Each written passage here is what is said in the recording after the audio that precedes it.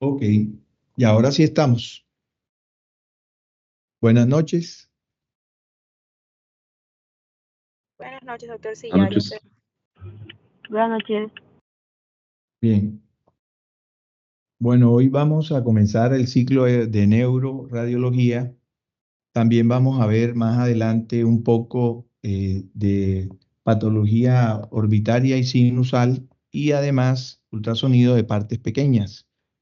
Con eso vamos a terminar la parte esta correspondiente de radiología. También se me quedaba por ahí un poco de patología ginecológica.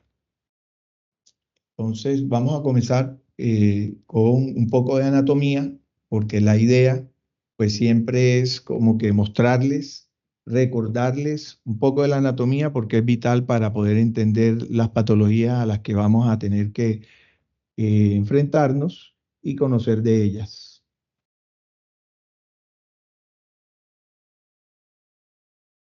Costó mucho o relativamente costó como encontrar algo que pudiera ser fácil de entender la anatomía cerebral en radiología, porque realmente cuando ustedes se imaginan todo lo que hay que ver y aprender, pues estoy seguro que lo hace ver como si fuera una cuestión de mucho esfuerzo.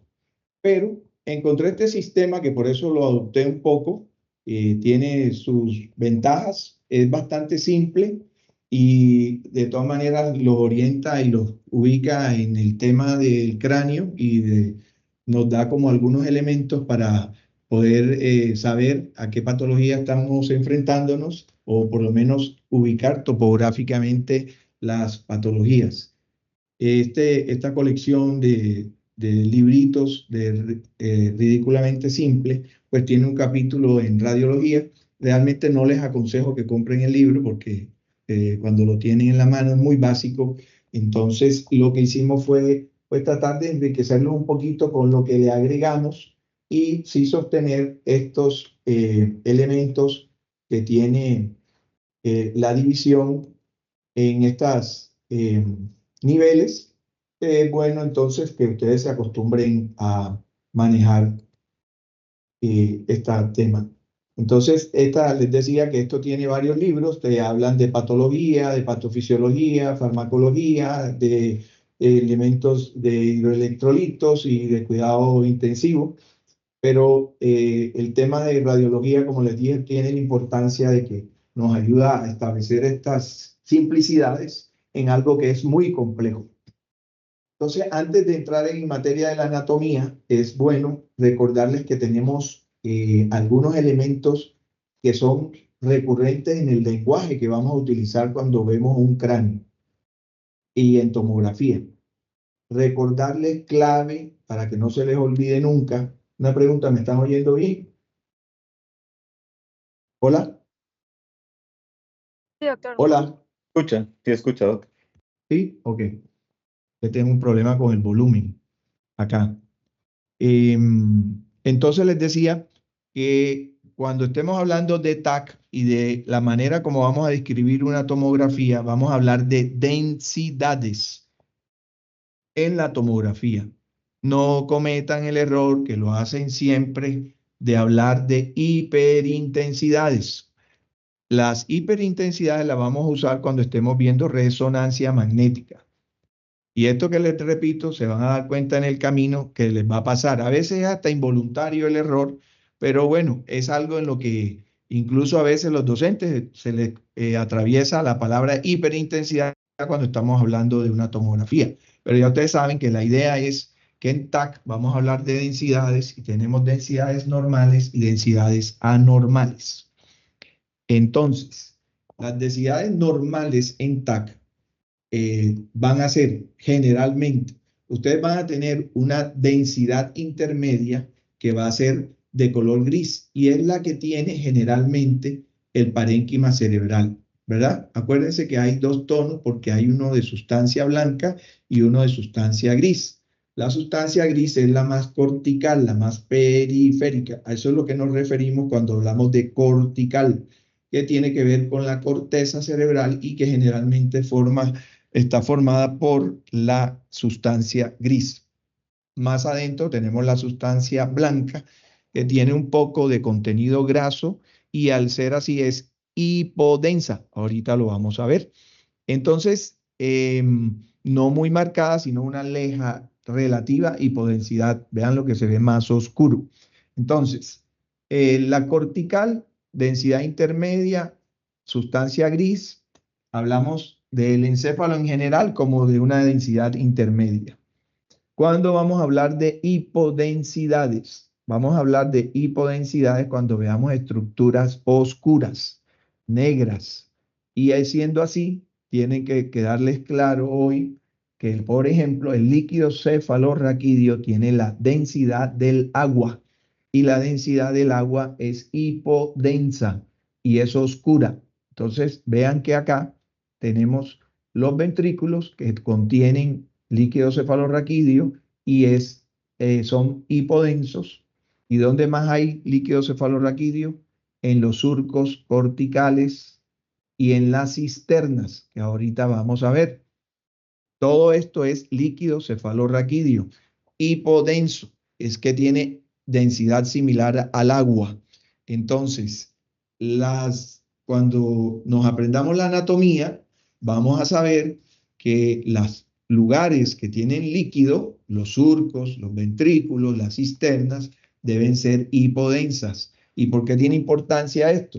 Porque cuando haya sangre, va a estar lo contrario, hiperdensa. Y dentro de las patologías que vamos a ver, van a estar los sangrados y vamos entonces a ver sangre en los ventrículos y ya no vamos a tener esta visualización de oscuro, ya no van a ser hipodensos, sino que van a haber hiperdensidad que ustedes van a tener que categorizar, ya sea dependiendo de un evento traumático o de un evento aparentemente de infarto, van a haber hiperdensidades, hiperdensidades donde no deberían haberlas. Entonces, en el parénquima cerebral de pronto vamos a tener algo hiperdenso, algo claro, y va a ser un sangrado. Pero sigamos de eso, lo vemos más adelante. Estamos hablando de las hipodensidades y por qué al aprendernos cómo es el líquido cefalorraquídeo que está dentro de los ventrículos y cómo es el líquido cefalorraquídeo que está en los surcos, lo normal nos va a permitir saber que si yo aquí veo algo brillante, no anda bien. Entonces ahí es donde nos vamos a poner atentos a buscar la causa de ese cambio de la densidad usual que vamos conociendo. ¿Qué más hay hipodenso en el cráneo? Las cavidades paranasales. Aquí hacia adelante, hacia la región anterior, que corresponde con la región frontal, ustedes aquí tienen unas cavidades hipodensas que son ¿quién me dice qué es eso? Hola, hola. Senos frontales. El normal desarrollo hace que tengan aire. Entonces, vean que el interior de los senos es hipodenso, es oscuro, entonces tiene aire. ¿Por qué sabemos que esto es aire? Bueno, porque también sabemos que esta es la proyección de los senos paranasales y el estado normal de los senos es la hipodensidad cuando están bien neumatizados. ¿Qué más tenemos oscuro en el cerebro? Entonces tenemos más oscuro el cuero cabelludo, en donde hay grasa en el cuero cabelludo, y entonces nosotros, si vemos acá, estamos viendo las estructuras craneales, en este caso blancas, no les voy a decir esto, sino aquí está blanca, y aquí hay un negrito. Esa es la grasa del cuero cabelludo. Entonces la grasa del cuero cabelludo es oscura, es hipodensa. Entonces ya van tres cositas que hemos visto: aire, líquido cefalorraquídeo y la grasa del cuero cabelludo debemos verla hipodensa. ¿Cuándo no se va a ver hipodensa la grasa? Cuando haya un trauma y haya un hematoma subgaleal, un hematoma en el periósteo que se expanda hacia el cuero cabelludo o en el mismo cuero cabelludo, vamos a verlo hiperdenso y ya van a ver un cambio en el aspecto del cuero cabelludo. Cuando nos aprendamos eso de que el cuero cabelludo es una zona, tiene una representación en el TAC muy sutil, muy discreta, de poca amplitud, abrazando todo el cráneo en la parte donde hay, ¿verdad? Acuérdense que hacia la región frontal pues no hay mucho o no hay. Entonces, esta zona hipodensa va a cambiar cuando hayan agresiones contra ella, como las traumáticas o cuando hayan cambios postquirúrgicos. Muy bien. El aire, cuando estamos haciendo una tomografía, el entorno en donde está el cráneo, pues es de aire, entonces se va a ver el entorno oscuro, ¿verdad? Entonces esa es otra zona donde hay aire en una tomografía, el adyacente a la estructura que estamos viendo. Bueno, seguimos ahora con las hiperdensidades. Las hiperdensidades entonces son brillantes y tenemos algunos elementos que nos hacen, se van a ver hiperdensos en la tomografía. La primera es todo lo que tenga calcio, se va a ver blanco, brillante. Todo esto que estamos mostrando acá de la calota craneal, véanlo cómo se ve blanco en esta ventana, que es una ventana para parénquima. Hay ventanas propias para ver el hueso. Esa ventana va a hacer que se vea diferente la zona de toda la estructura ósea. Más adelante lo veremos. Entonces, ¿qué se ve más blanco? Las calcificaciones. En el cerebro hay varias estructuras que tienen calcificaciones. Hay calcificaciones intraventriculares de los plexos coroideos y hay calcificaciones de las reflexiones durales como de la OS del cerebro, y también hay calcificaciones sobre las zonas del tentorio del cerebelo. Entonces hay zonas que tienen calcio y que están brillantes en la tomografía. La sangre normalmente pues se va a ver hiperdensa cuando se derrama en el parénquima cerebral, en todos los casos de trauma o sangrados de cualquier índole, y el yodo agregado como medio de contraste también va a dar hiperdensidades. Vamos a tener hiperdensidades en las estructuras normales, como los vasos sanguíneos, y van a haber hiperdensidades en zonas de lesión, como por ejemplo tumores que captan el material de contraste. Entonces, estos son algunos de los elementos que debemos aprendernos a diferenciar y es de lo básico. Y aunque ustedes no lo crean, eso ya les va dando un poco de conocimiento para enfrentar la visualización de una tomografía. Entonces recuérdense, ahora yo hago como un repaso entonces de las densidades intermedias del parénquima para recordarles cómo es que se podría o cómo se menciona o se hace referencia a la densidad del tejido, en este caso cerebral. Vean lo que es un gris. Estamos contrapuestos en el camino y medio entre la hiperdensidad y la hipodensidad. Es el gris este intermedio. Prácticamente eso es de lo más común que hay en el parénquima cerebral como densidad que se mantiene como en un punto central. Bueno, entre los dos extremos de e hiperdensidad. Otra vez, hipodenso, acuérdense, el líquido cefalorraquídeo. Otra vez los surcos con líquido cefalorraquídeo. Otra vez los senos frontales y otra vez el aire externo al cráneo. Todo esto hipodenso. Nuevamente, las hiperdensidades, como aquí tenemos, vean, una calcificación sobre la glándula pineal, la van a ver frecuentemente. La glándula pineal está calcificada, ya en la adultez joven ya está calcificada. Entonces es normal verla calcificada, hiperdensa, es una característica de ella prácticamente en las personas adultas. Estas hiperdensidades que están al interior de los ventrículos son los plexos coroideos calcificados. De hecho, no hacemos mucha referencia a estas calcificaciones en los estudios tomográficos que hacemos en razón de su frecuente aparición y el hecho de que no forman o no están relacionados a patología. Cuando hacemos las tomografías, las hacemos desde siempre haciendo cortes sobre la estructura anatómica en este plano axial, pero también ahora progresamos a hacerlas en cortes multiplanares. Entonces se hace una sola adquisición, el paciente pasa por la máquina en un solo momento y el equipo se encarga de reconstruir adquisiciones que son axiales, sagitales y coronales. Pero nosotros también ahora tenemos opción de hacer múltiples adquisiciones, podemos darle la orientación que queramos cuando el estudio ya está realizado.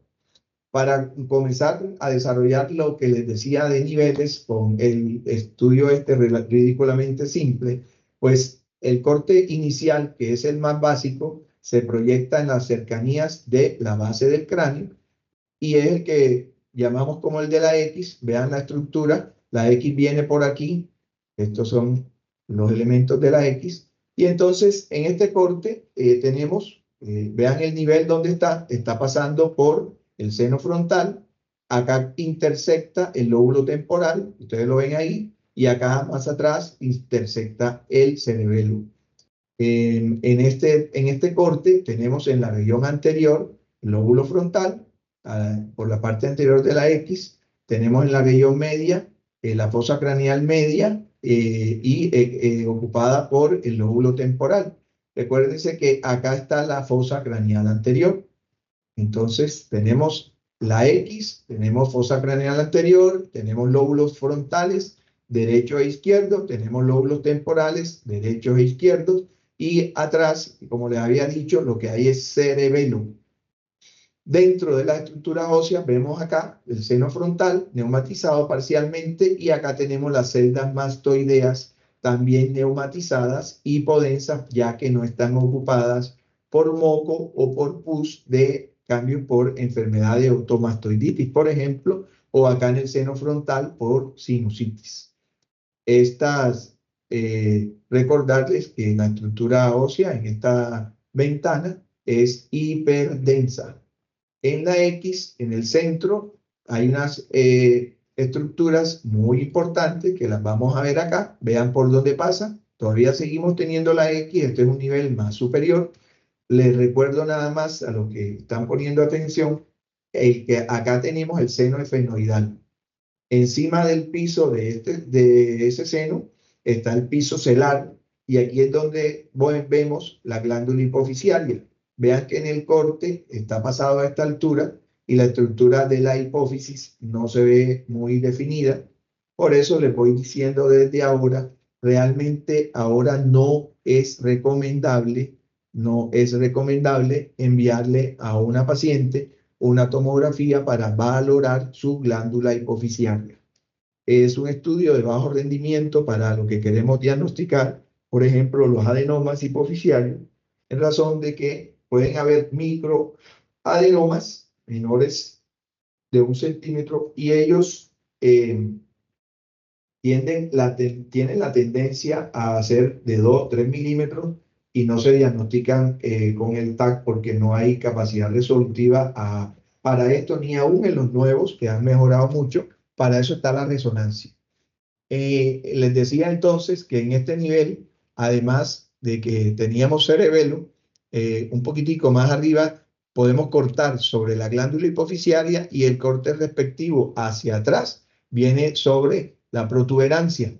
Entonces aquí tenemos la basilar por delante, esta es la arteria basilar, esto es la protuberancia, y estos son los pedúnculos cerebelosos en este corte un poquito más hacia arriba. Se siguen viendo las mastoides bien neumatizadas, la fosa craneal anterior, la fosa craneal media y la región cerebelosa aquí atrás.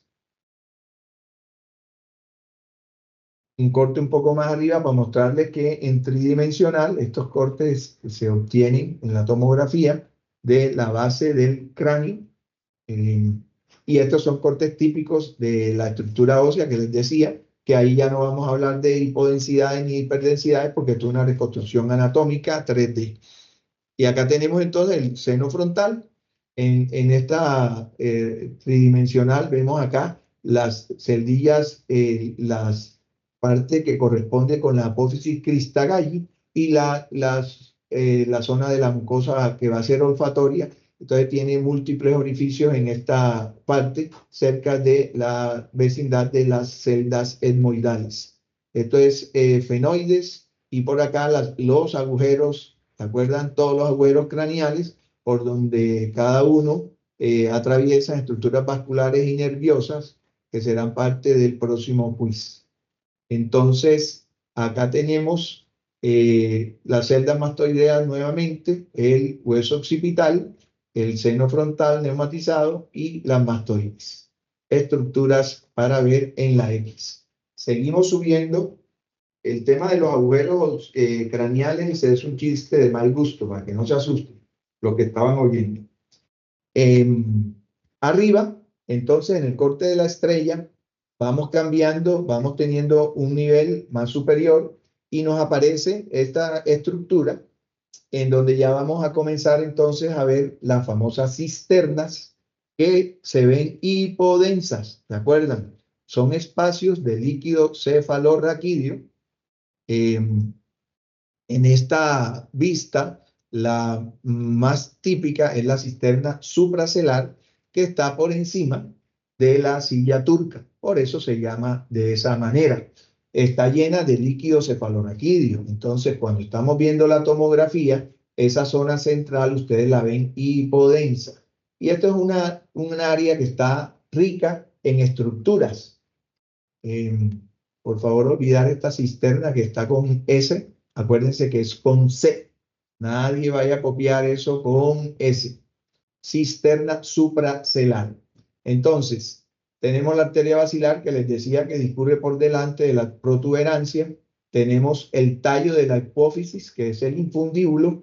Y tenemos aquí el quiasma óptico, que es esta estructura de acá.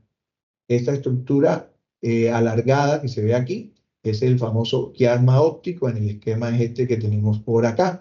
Este puntico es el infundíbulo, el tallo hipofisiario, por donde le llegan las estructuras vasculares y nerviosas a la glándula hipofisiaria.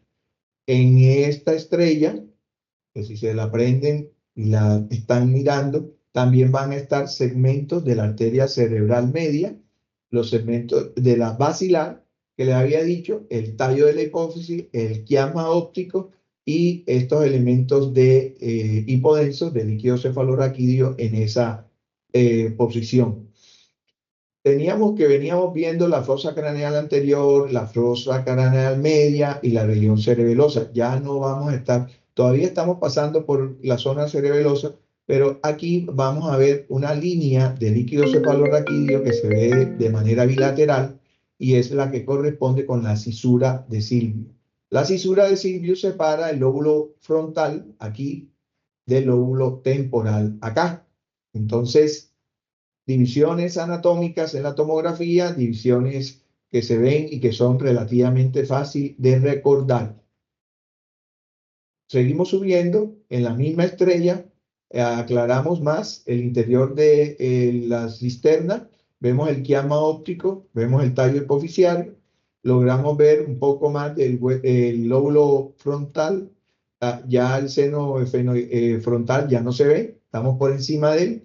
Tenemos lóbulo temporal en la fosa craneal media. Estos puntos hipodensos corresponden con cuernos temporales de los ventrículos laterales y son de ubicación normal. Acá tenemos otra vez la protuberancia y aquí está ese puntico que está ahí, ¿qué es? ¿Alguien me puede decir? Este que estoy marcando aquí, ¿a qué corresponde? La arteria basilar. Exactamente. Muy bien. Entonces seguimos el hueso occipital posterior, el hueso temporal con sus mastoides, con sus celdas mastoideas, en este caso neumatizadas, hipodensas. Si la viéramos grises, ustedes ya pueden hablar sin miedo de que se ha ocupado la celda mastoidea y lo que hay es una otomastoiditis. Muy bien. Acuérdense, de la cisterna que les estaba mencionando, las más comunes, las más mencionadas, corresponden con estas que les dibujo acá. En el esquema tenemos la supracelar, que era la que estábamos viendo, ¿verdad? Que está aquí. Tenemos la cisterna interpeduncular, que está como a esta altura en la línea media, pero sobre, no, esta es más anterior, perdón. Entonces, esta corresponde con la región por encima de la protuberancia y estaríamos viendo esa interpeduncular. En un nivel de corte más superior se podrá ver. También en un nivel de corte más superior tenemos la cisterna cuadrigémina en un corte más superior. Y acá tenemos a un corte más inferior, dentro de los primeros que podíamos haber visto en las zonas basales, la cisterna magna. Acuérdense de eso. La otra de mencionar, que ya la pasamos, es la cisterna prepontina, que está por delante de la protuberancia. Aquí la tenemos. Entonces, esas son las cisternas más comunes y que debemos aprender a ubicarlas. La magna está hacia el agujero occipital, la prepontina por delante de la protuberancia, la cisternal, supracelar sobre la región de la silla turca por encima de la glándula, la interpeduncular, en la zona interpeduncular, como se dice, y la cuadrigémina. Esas son nuestras, hay muchísimas más cisternas por todo el cerebro. Vean acá, estamos con el cuarto ventrículo, seguimos en el corte de la estrella, vean por dónde va el corte. Tiene un poco de lóbulo frontal, tiene un poco de lóbulo temporal y tiene un poco de cerebelo. Tenemos acá entonces cerebelo, en los cortes más posteriores, un poco del puente, acá adelante, otra vez la cisterna, y aquí tenemos el cuarto ventrículo, el cuerno temporal, perdón, del ventrículo lateral, y el cuarto ventrículo por acá. Cerebelo, estructuras de las mastoides, y ya habíamos dejado el seno frontal quieto. El cuarto ventrículo un poco más prominente, un poco mejor definido. Ya comenzamos a dejar de ver ese espacio cisternal. Aquí aparece la tienda del cerebelo. Vean esta línea que se ve acá. Vean el nivel de corte. Entonces, la tienda del cerebelo que separa el cerebro del cerebelo. Entonces, esa estructura es muy importante para las herniaciones del parénquima cerebral, que es como consecuencia de la patología traumática o inclusive la ocupativa cerebral no traumática por sangrados, incluso por tumores también pueden llevar a eso. Ahí lo vamos a ver, estamos viendo mejor la tienda del cerebelo y aquí comenzamos a dejar la estrella para ver la carita feliz. Entonces acá está la parte de los ojos, los cuernos frontales de los ventrículos laterales. Y por aquí estamos con la cisterna cuadrigémina, dando origen a la boca, a la sonrisa de la carita feliz. Eso es vean que va apareciendo la estructura y aquí tenemos entonces cuernos frontales y cisterna cuadrigémina. El nivel de corte más arriba, véanlo por dónde pasa, ya se lo muestro en el esquema. El nivel de corte por donde va está sobre la cisterna cuadrigémina. Acá tenemos el cerebelo, la parte del vermis, cortado en su parte ya un poquito más superior. En la línea esta que vamos pasando sobre la cara feliz, acá están los cuernos temporales y vean que esto pasa por el cuerpo calloso. Vean, este es el cuerpo calloso, esta es la región de la rodilla en la parte anterior. Aquí, esta es la zona de esa rodilla del cuerpo calloso. Acá está la cisterna cuadrigémina y por delante de ella esta calcificación es la glándula pineal. Ahí vamos hacia adelante, ya estamos teniendo un poco, todavía continuamos con el lóbulo frontal, como lo ven acá, y atrás ya estamos dejando el cerebelo y estamos con lóbulo occipital. Entonces, el corte este nos muestra sobre la región occipital y temporal. Por eso aquí está prolongado lóbulo frontal, lóbulo temporal y esta esquinita de acá es lóbulo occipital. Aquí tenemos el cuerno frontal de los ventrículos laterales de manera bilateral y tenemos el tercer ventrículo. ¿Ok? Ustedes comienzan a ver unas estructuras aquí un poco de mayor densidad que van a ser las regiones ganglio-basales. A esa le vamos a dedicar interés en la manera esquemática de verlas. Vean cómo está dispuesto esto. Adelante el cuerpo calloso en su porción de la rodilla. Inmediatamente adyacente al cuerno frontal tenemos esta estructura que es la cabeza del núcleo caudado. Tenemos aquí una estructura de sustancia blanca que es el brazo anterior y el brazo posterior de la cápsula interna. Por fuera de ella está un triángulo, ¿verdad?, que corresponde con el núcleo lenticular y que la parte medial de este núcleo es el globo pálido y la parte más lateral es el putamen. Entonces, así tenemos la estructura de los ganglios basales y adyacente al tercer ventrículo está esta en verde que corresponde con el tálamo. Esas estructuras son críticas en la patología y en el reconocimiento de ustedes, que por lo menos esa parte deben manejarla bastante bien. Vean que aquí se vislumbra la cabeza del núcleo caudado. La definición del TAC no es la mejor. Aquí sería el brazo posterior de la cápsula interna, acá el brazo anterior. Por aquí era por donde estaba un poco de la cisura de Silvio y eso va a formar parte de otras estructuras que vamos a ver más adelante. En los bebés o en los infantes, la glándula pineal no está calcificada. Muy al contrario, con el adulto joven ya inclusive, ya tiene la glándula calcificada. Entonces, cuando ustedes vean calcificada la pineal en niños, puede ser que ese niño tenga problemas. No es época de estar calcificada, sino en la adultez joven. Acá tenemos ventrículos, entonces les decía que aquí están las cabezas del núcleo caudado y esta zona es del tálamo, esta zona de aquí, ¿ok? Aquí se ve mejor la diferenciación de la sustancia blanca, que está más interna, y la sustancia gris, que es cortical y que es externa también. Muy bien.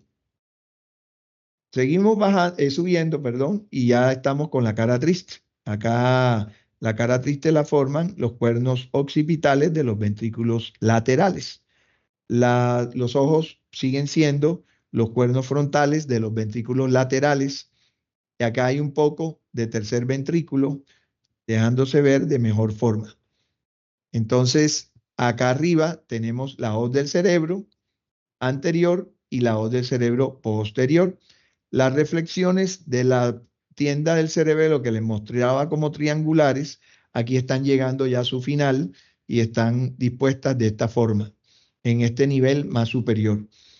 En las zonas de los cuernos occipitales que forman la boca triste, también tenemos los cuernos occipitales y adentro hay plexos coroideos no calcificados. No siempre los vamos a ver calcificados.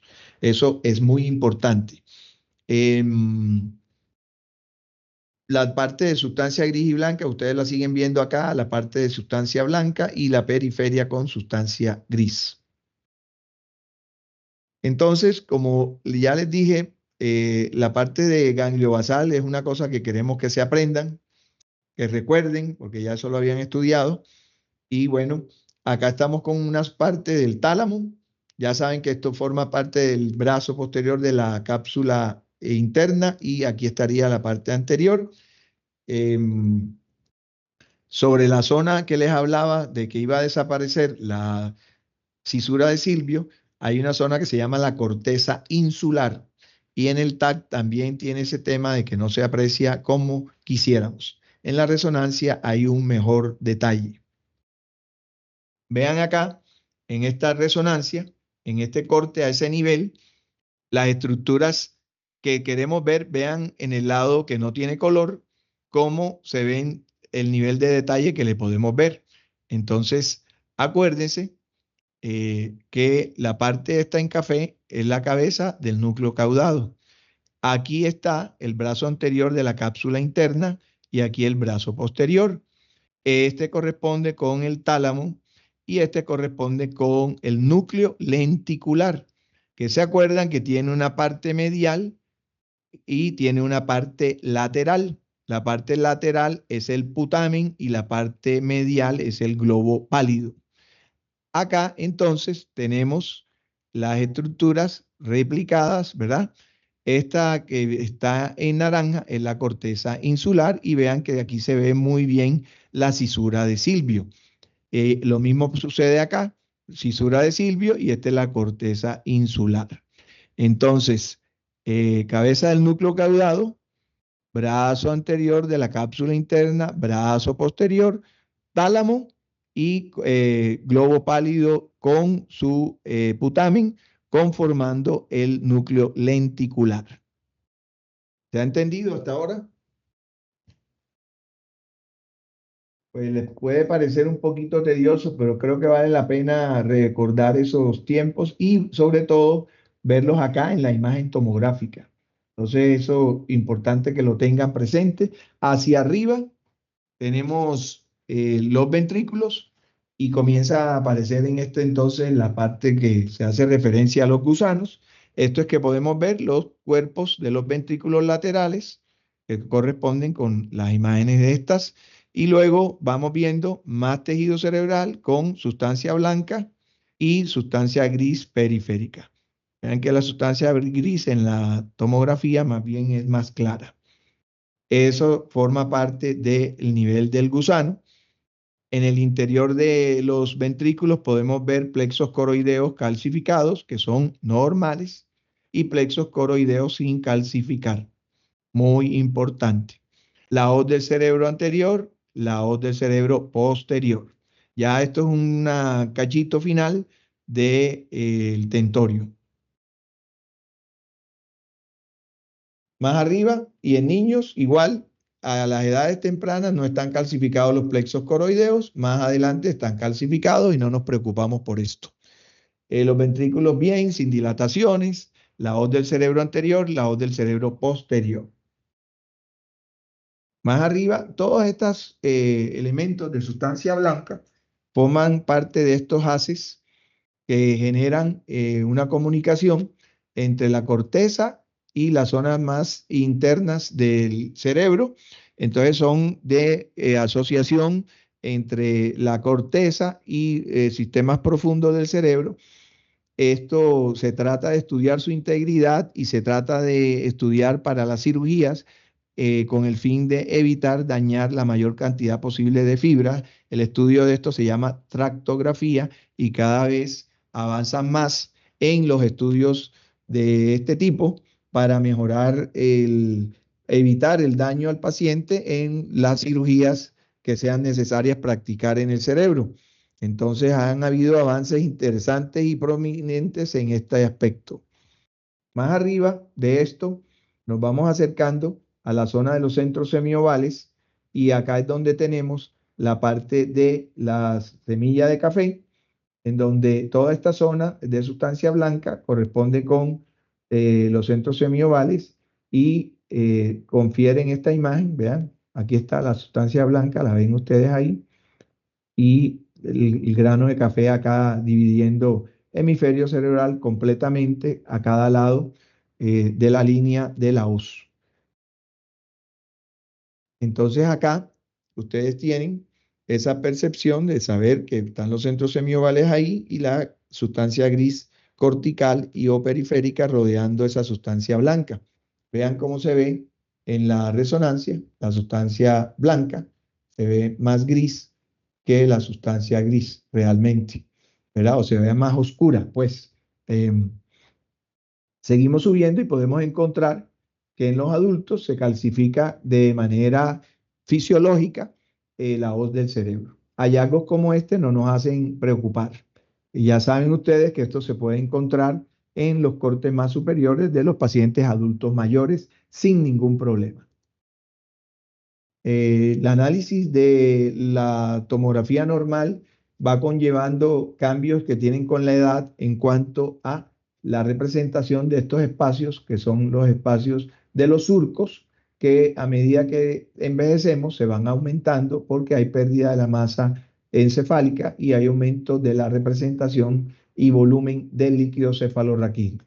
Eso tiene importancia porque cuando hay lesiones ocupativas, por ejemplo, que acá hubiera un tumor, el tumor va a comprimir el parénquima y nos va a condicionar colapso de estos espacios de líquido. Ustedes cuando ven la tomografía pueden ver, si no fuera con medio contraste, por ejemplo, podrían ver que los surcos están colapsados, que tienen una pobre visualización en un paciente mayor en el lado de la lesión, mientras que en el otro lado se muestran tal y como son, con la amplitud, la apertura en razón del envejecimiento.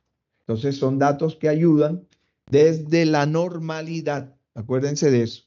Casi que en radiología lo más básico es saber la normalidad anatómica en la imagen que estamos estudiando y a partir de ahí hacemos los diagnósticos. Entonces, ¿qué vamos a seguir? Haciéndoles un poquito de resonancia magnética de lo básico y su comparación con el TAC. Aquí como para ver, por ejemplo, si alguien tuviera dudas, que si estamos viendo un TAC o una resonancia, aunque ustedes no lo crean, hay gente que se les confunde, pero bueno, ya sabemos que el que lo estudia un poco ya logra la diferencia.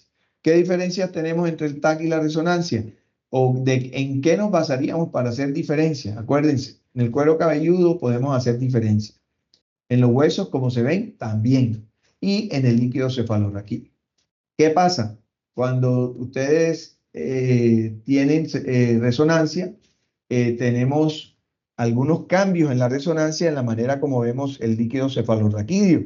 Y de todas maneras, por la capacidad resolutiva de la resonancia, tenemos cambios en la manera como vemos la sustancia gris y la blanca en las diferentes secuencias de resonancia.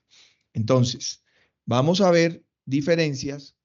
Por ejemplo, cuando le preguntamos cómo vemos un TAC, si alguien quisiera definir algo, diría que el parénquima cerebral en la tomografía se ve como muy granular, como un ladrillo, de los ladrillos blancos, obviamente.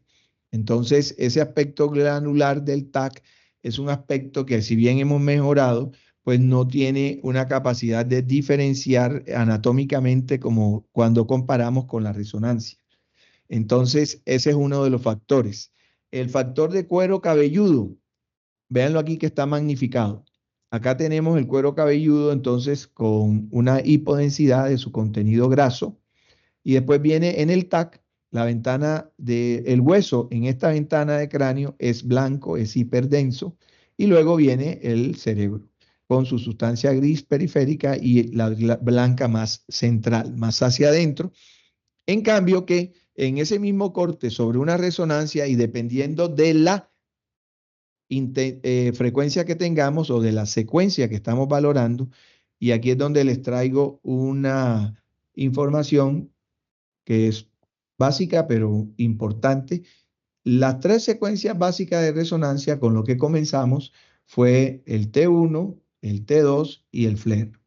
Esas tres han marcado durante muchos años el desarrollo y el interés en la resonancia. Y se dice que nosotros utilizamos las secuencias T1 para valorar la anatomía normal del cerebro, ¿verdad? La resonancia, la secuencia T2 la usamos para buscar patología y el FLAIR también. Y entonces, ¿qué es lo que pasa con el T2 y el T1? Ojo aquí, apréndanselo para siempre. El líquido cefalorraquídeo, cuando está brillante, es porque es una secuencia T2. Ojo, líquido cefalorraquídeo brillante, T2. ¿Qué es brillante? Esto que está aquí, blanco, es el líquido cefalorraquídeo, que lo vemos brillante en esta secuencia, y en el T1 se ve hipointenso. Acuérdense que acá ya hablamos de hipointensidades y de hiperintensidades. Entonces el líquido cefalorraquídeo en las secuencias T1 es hipointenso. En las secuencias T2 es hiperintenso. Y ahora vean una cosa. ¿Y esta secuencia qué será? La FLAIR. Pues sepan que esta es también un T2. Pero, profe, nos acaba de decir que el T1 es líquido cefalorraquídeo hipointenso. Sí, ok. Pero por eso es que nosotros nos tenemos que aprender que cuando estamos viendo una tomografía, venimos a ver la anatomía acá y después pasamos aquí al T2 y después pasamos al FLAIR. Hay gente que una vez salta acá al FLAIR. ¿Por qué? El FLAIR lo hicieron por esto. Cuando tenemos el T2 y hay alguna enfermedad por aquí, por ejemplo, que brille, entonces Ese brillo nos va a hacer pensar que esto puede hacer algo con líquido cefalorraquídeo, ¿cierto? Porque está brillando. Bueno, en el FLAIR dijeron, mantengamos todo lo del T2, pero que el líquido cefalorraquídeo sea oscuro. ¿Por qué? Porque en esta FLAIR van a brillar, igual que en el T2, toda la patología. Va a ser brillante, va a ser hiperintenso. Entonces se va a confundir con el líquido que es brillante, que es el líquido de los ventrículos y el líquido de los surcos. Cuando lo ponemos negro ya sabemos que el líquido cefalorraquídeo normal está excluido de la patología. Y si tenemos una cosa que brillaba aquí y se pone oscura, cuando le ponemos el FLAIR, vamos a suponer que brillaba acá en el T2 y acá está oscuro, vamos a saber que eso corresponde con algo que es líquido. Entonces ya cambia la orientación de eso. Puede ser un espacio de Virchow Robin, que luego les explicaremos qué es, puede ser... Eso es un espacio perivascular, entonces no es patología.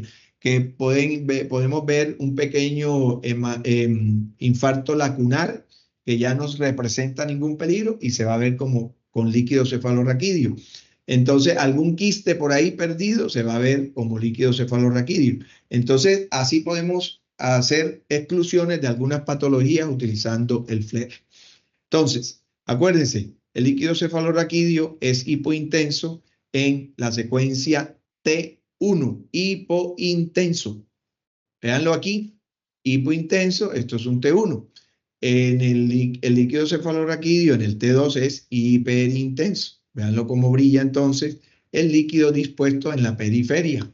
Acá en este T1, vean lo que no notamos eso, sino que está hipointenso. Lo otro a diferenciar, en las secuencias T2 y FLAIR, la sustancia gris es clara, ¿ves? Como este es un FLAIR que se parece al T2, la sustancia gris es clara y la sustancia blanca es oscura. Entonces vean, esta zona es sustancia blanca y esta también sustancia blanca. En el T1, la sustancia gris es un poco oscura el borde de ella y la sustancia blanca es clara. La sustancia blanca es clara y la periferia, la cortical, es oscura en el T1.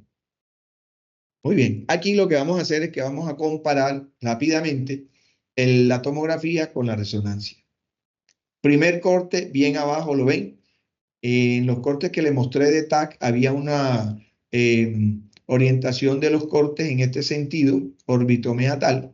En cambio aquí, veanlo, que vamos a ir para arriba, subiendo de esta forma, nada más a través de las estructuras, y va a ver, el plano va a variar un poco. Comenzamos con la médula espinal en los más bajos, el agujero magno, ventrículos, perdón, senos maxilares, senos maxilares aireados, mastoides, la punta de las mastoides aireadas, entonces se ven oscuras. Acuérdense por qué, porque tienen aire y tienen hueso. Y así es como va a registrar en una resonancia magnética. Subimos un poco más y seguimos con los antros maxilares, el tabique nasal. Estos son cortes sobre los músculos pterigoideo medial y lateral de estructuras en la base del cráneo. Acá vemos ya un poco de cerebelo que comienza a aparecer. Vean el nivel de corte, ¿dónde estamos? Hay líquido cefalorraquídeo por acá por delante. ¿Esta qué secuencia será? Esta que está acá. ¿Alguien que me conteste? ¿Qué estamos en este momento que estamos comparando con el TAC? ¿Qué secuencia es esa?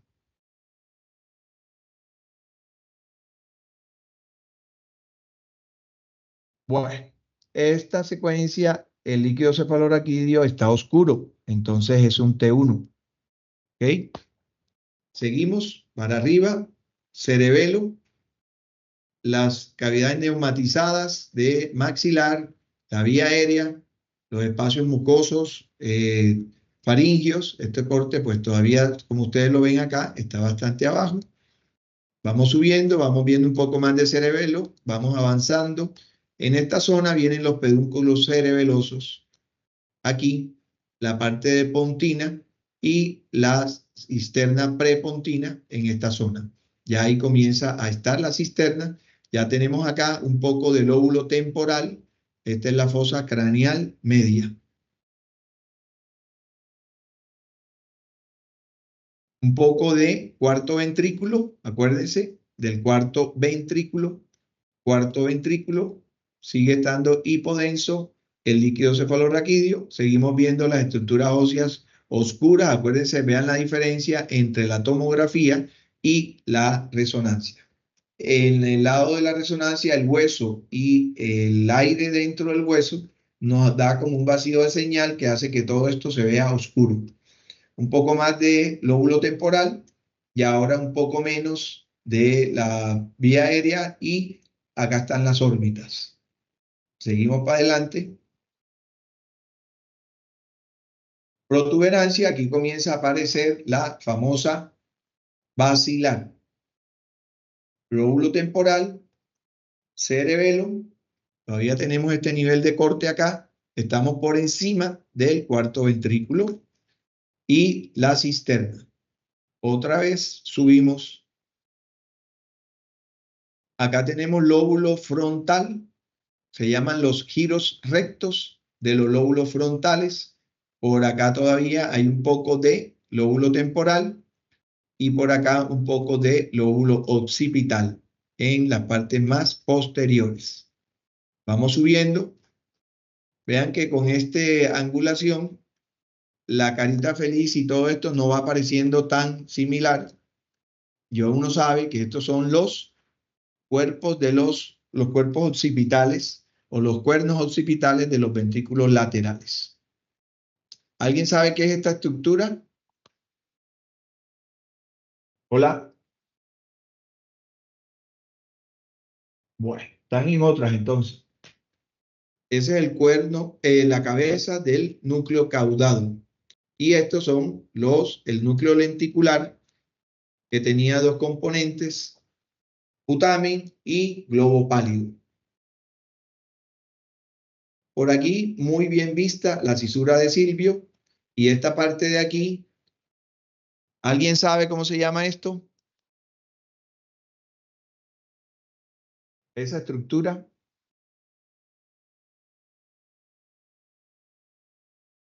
Muy bien. Corteza insular. ¿Perdón? Corteza insular, pero vi que Sí, está más, señor. más corto. Ah, que sí. Ok. Bien. Por acá, cápsula interna, brazo anterior, brazo posterior, cápsula interna, brazo anterior, brazo posterior. Esto es el tálamo. Tálamo y tálamo. Donde tengo el cursor es el núcleo lenticular. Vean que en la resonancia el detalle no tiene comparación con la tomografía, definitivamente. ¿En qué es importante? Pues obviamente en la ubicación topográfica de lesiones pequeñas y en el planeamiento quirúrgico de los neurocirujanos, en el análisis también de compromiso en los eventos de naturaleza isquémica y o hemorrágica. Seguimos con esto. Vean el esquema anatómico, vean el detalle de la resonancia, cabeza del núcleo caudado, cola del núcleo caudado, tiene cabeza, cuerpo y cola del núcleo caudado, brazo anterior, brazo posterior, lóbulo de la ínsula, núcleo lenticular. Entonces, cuando uno quiere ahondar más, pues también llega a que además de putamen, hay globo pálido externo y glóbulo pálido interno, ¿verdad? El más interno, pues obviamente el más medial, es el globo pálido interno, y el externo, el más hacia lateral. Entonces, lo podemos hablar en la resonancia, sí. En la tomografía no se puede. Vean el esquema coronal, cómo se vería. Y entonces recordar que ahí entre la cabeza del núcleo caudado está el brazo anterior de la cápsula interna.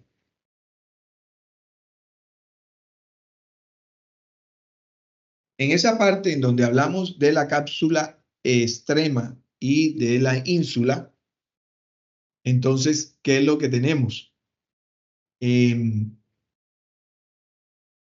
La parte más hacia la susura de Silvio, ya todos lo saben que es el lóbulo de la ínsula. Inmediatamente entre el lóbulo de la ínsula y la parte que corresponde, que se llama el claustrum, está la cápsula extrema. Y entre el claustro, que es esa línea que está por aquí, que en la resonancia no se ve como uno quisiera, entonces está la cápsula externa, que es la que está pegada al núcleo lenticular. Así que en ese pedacito tenemos el núcleo lenticular, después tenemos la cápsula externa, después tenemos el claustro, después tenemos la cápsula extrema y después la ínsula. Esas son esas zonas que están hacia la región del lóbulo temporal. Y la resonancia nos aproxima bastante a su anatomía topográfica y de localización. Tálamo, vean lo que bien se nota. El cuerpo calloso tiene elementos como la rodilla, que es la anterior, acuérdense, el esplenio, que es posterior, y tiene un cuerpo, ¿verdad? Entonces, ese se ve en sagital de esta forma.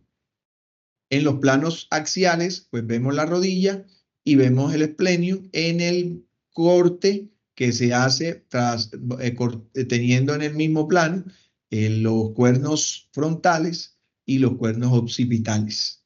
Y que además tengamos la rodilla claramente vista y el esplenio también. Así en un corte en plano axial. Vean la diferencia con la tomografía, que obviamente no tiene mayor comparación. De todas maneras, sigue siendo útil la tomografía para un sinnúmero de patologías y solamente nos hemos acomodado a la mejoría en la resonancia, pero no vamos a demeritar todavía que es que no nos sirva el TAC para nada, al contrario, hay de ahora modalidades nuevas de TAC que utilizan algunas tecnologías innovadoras que están también acercándose en algunas cosas a la resonancia sin ningún miedo. Esto es de lo mismo, pero como yo los veo que están un poquito desconcentrados, esa repetición la hacen ustedes. Todo esto es tálamo porque quería que lo recordaran y se les quedara de nuevo ahí. Entonces había repetición de repetición. Tálamo de nuevo, pues vean el esquema anatómico y vean la ubicación del tálamo. Acá vean que está la cabeza del núcleo caudado, ahí se ve muy bien y ustedes se pueden imaginar el brazo anterior de la cápsula, el brazo posterior de la cápsula interna. La zona gangliobasal con los elementos del núcleo lenticular. Esta es zona del cuerpo del núcleo de caudado. Esta es la zona del cuerpo. Veanlo cómo se ve pegado a los ventrículos. Es de disposición periventricular. Ahí sigue para arriba y ahí lo vamos a perder. En estos de acá es donde nos aproximamos al grano de café. Y es donde tenemos sustancia blanca y sustancia gris oscura. ¿Ven? ¿La ven? Esto es un T1. Vean cómo se ve el hueso en la resonancia en el T1. Esto es entonces la parte ósea. Vamos subiendo más a zonas de sustancia blanca. Entonces acá es donde viene la representación de algunos surcos. Este es el surco central en donde tiene este aspecto de la letra omega. ¿La ven ahí? Y esto entonces nos está separando los lóbulos cerebrales en donde lo ubicamos del occipital con el frontal. Aquí tiene el parietal con el frontal. Aquí tiene el esquema de la letra y acá esto es frontal y esto es parietal. Y esto estamos arriba, ¿verdad? En la parte arriba del cerebro, ya llegando al final, en los cortes más inferiores, perdón, me devuelvo, comienza por aquí a aparecer en el TAC, no es muy obvio. En cambio, en la resonancia, ese surco sí es muy claro. Esta es donde es la zona motora, la corteza motora de la mano. Entonces, las lesiones que estén por aquí nos van a dar compromiso de la movilidad de la mano. Eso era en estas imágenes y recordarle que esto tiene importancia para adelante que nosotros al cerebro lo dividimos topográficamente en los lóbulos que hemos estado hablando, que hay esquemas para hacer la división de ellos, y también hay un momento en que vamos a hablar de los mapas vasculares, que tiene importancia para los casos de eventos de naturaleza isquémica y o hemorrágica, pero vamos a saber qué segmento está comprometido arterial y dónde es que podemos ver su expresión en la tomografía y en la resonancia magnética. Por eso es que tiene importancia aprenderse la anatomía vascular y los segmentos que están irrigados por las arterias, por ejemplo, del polígono de Willis.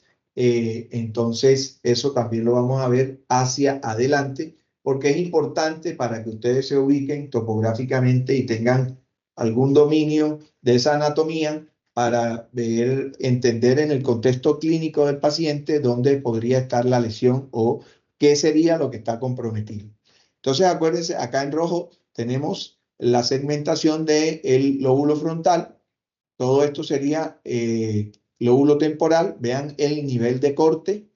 Y entonces pasamos un poquito besando por aquí el posterior del cerebelo, del vértice cerebeloso. Y acá tenemos la protuberancia. Entonces, vamos pasando hacia adelante. La pineal, ventrículos cerebrales, y acá tenemos entonces el lóbulo occipital como una cuñita pequeña y el lóbulo parietal interpuesto entre el lóbulo temporal. Esta forma parte de la ínsula que estábamos viendo antes focalizada, y acá un poco de temporal. Vean cómo en el nivel que estamos arriba hay un poquito más de occipital, un poco menos de temporal, un poco más de parietal, la ínsula y lóbulo frontal. Esto que tenemos acá, ¿alguien sabe qué es esto? Esto, rodilla del cuerpo calloso. ¿Ok? Esto, cabeza del núcleo caudado. Muy bien.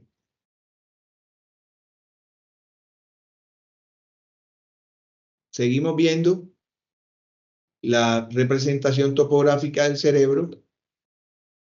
Acá más arriba ya tenemos más parietal, más frontal, y ya no hay prácticamente de los otros lóbulos tejido. Aquí, por aquí deberían dar la omega, ¿verdad? El surco central, pero vean que no se nota ahí en los cortes estos. Entonces, esta cisura parieto-occipital es muy cortica y es esta que está de este lado. ¿Ven? Para separar el lóbulo parietal del occipital. Es muy corta y muy sencilla, pero ahí se establecen esas separaciones. Y bueno, aquí llegamos al final de esta primera clase. Ahí está una surfista famosa haciendo el récord del mundo, creo que fue hace 3 años, de la ola más grande. Sin miedo al éxito, les deseo mucha suerte en sus exámenes y en lo que están pasando. El lunes nos vemos, si Dios quiere. Y entonces, por acá, ¿alguna pregunta? Todo bien, Doc. Muchas gracias. Bueno, Muchas gracias, buenas noches. Gracias, doctor. Gracias, doctor. buenas noches. Listo, muchas Nos gracias. vemos. Suerte. Gracias.